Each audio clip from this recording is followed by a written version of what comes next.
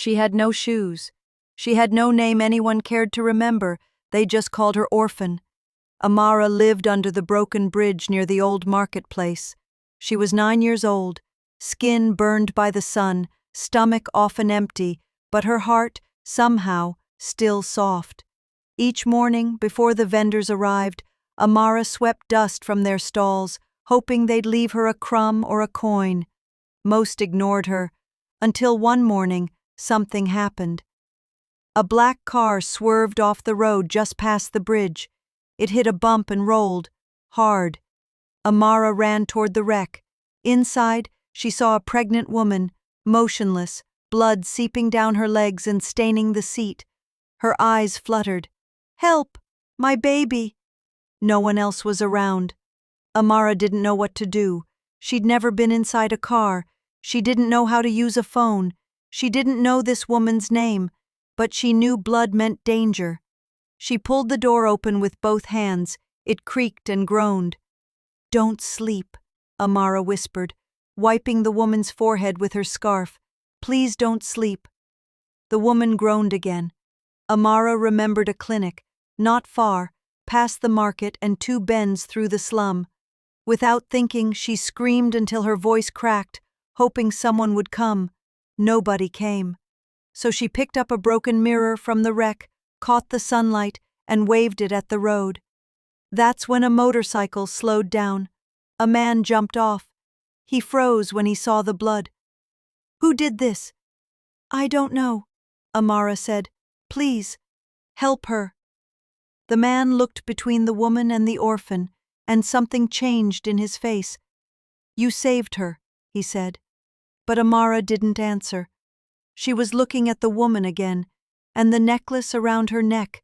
It looked exactly like the one in the photo her mother used to keep hidden. The necklace shimmered under the blood, a silver locket with a green gem in the center. Amara had only seen it once. Years ago, the night her mother disappeared. She was too young then, but she remembered her mother's words clearly. "If anything ever happens to me, follow the green stone." Now, here it was, around the neck of a bleeding stranger. The man, whose name was Malik, carried the pregnant woman onto his bike, tying her gently to his back with a cloth. "You coming?"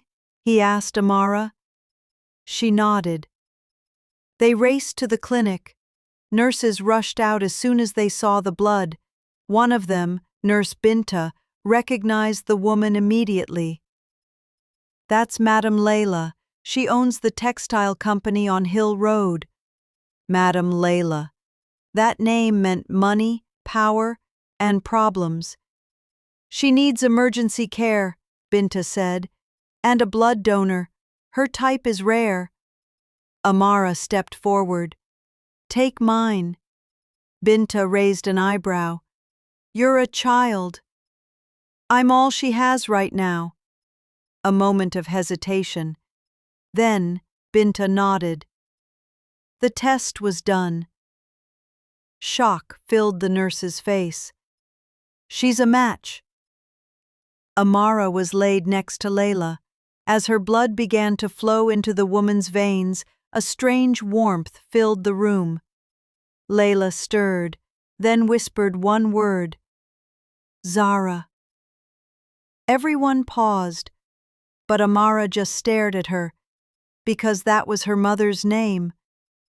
The name echoed in Amara's ears like thunder.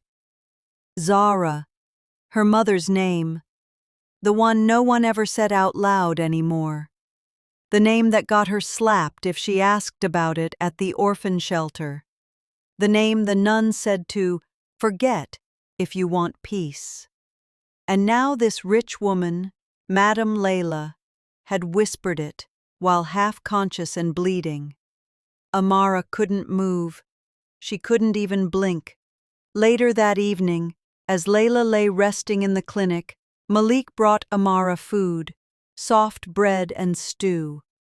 "You okay?" he asked. Amara shook her head. "I think she knows my mom."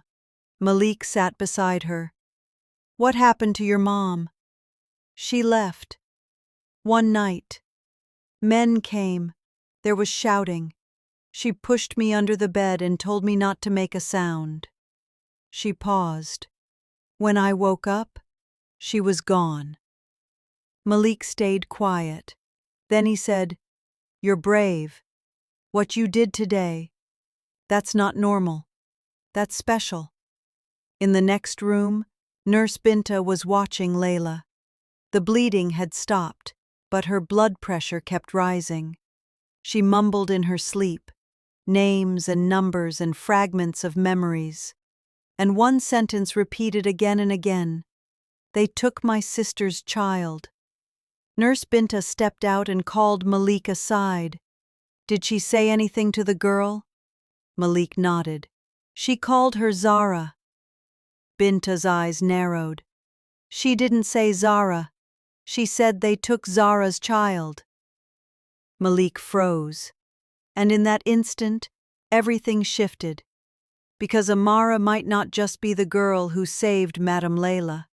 She might be the reason Madame Layla almost died. Amara couldn't sleep that night. The clinic lights flickered, machines beeped, her arm ached from the blood transfusion. But it wasn't the pain keeping her awake. It was the truth trying to claw its way out. In the next room, Layla finally opened her eyes. She turned slowly, saw Binta, saw Malik, and then she saw Amara, sitting in a chair, hugging her knees, staring at the necklace. "Who are you?" Layla whispered. Amara stood, her voice cracked. "My name is Amara." The name didn't register at first, but when Amara pulled out the folded photo she kept hidden in her shoe, an old faded picture of her mother Zara, smiling with a baby in her arms, Layla gasped. "That's my sister." Malik looked at Binta. Layla reached for Amara's hand. "They told me she was dead. They told me the baby was lost in a fire. They lied." Tears slid down her cheek. "They were afraid Zara would expose them. She found out about the stolen babies, the trafficking. She tried to fight back." Amara's eyes widened. "She disappeared that night," Layla continued, "and I was warned never to look for her." "But why?" Amara asked. "Because Zara worked for someone powerful, someone who ran an entire system." A long silence. Then Layla said the words Amara had never heard from anyone else. "You're my niece, your blood, and I promise I will never let them hurt you again." Amara didn't know how to react. She had spent her whole life feeling like nothing, like a mistake the world had forgotten. Now this woman, rich, powerful, and crying, was calling her family. The next morning, 2 men in suits showed up at the clinic. They claimed to be from Layla's company, sent to check on her.